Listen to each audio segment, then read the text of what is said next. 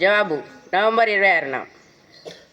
రెండవ ప్రశ్న నీలగిరి సదరానికి భారత రాజ్యాంగ పరిషత్ చైర్మన్ ఎవరు? ప్రశ్న మరోసారి, భారత రాజ్యాంగ పరిషత్ చైర్మన్ ఎవరు? జవాబు బాబు రాజేంద్ర ప్రసాద్. భారత రాజ్యాంగ పితామహుడు అని ఎవరిని అంటారు? ప్రశ్న మరోసారి, భారత రాజ్యాంగ పితామహుడు అని ఎవరిని అంటారు?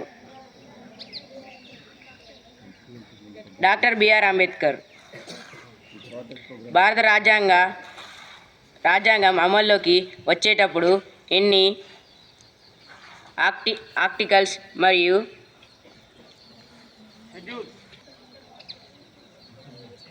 ప్రశ్న మరోసారి, భారత రాజ్యాంగం అమల్లోకి వచ్చేటప్పుడు ఎన్ని ఆర్టికల్స్ మరియు షెడ్యూళ్ళు కలవు? జవాబు 395 ఆర్టికల్స్ మరియు 8 షెడ్యూళ్ళు. ఐదవ ప్రశ్న అందరికీ, భారత గణతంత్ర దినోత్సవం ఎప్పుడు జరుపుకుంటారు? ప్రశ్న మరోసారి, భారత గణతంత్ర దినోత్సవం ఎప్పుడు జరుపుకుంటారు? జవాబు జనవరి 26.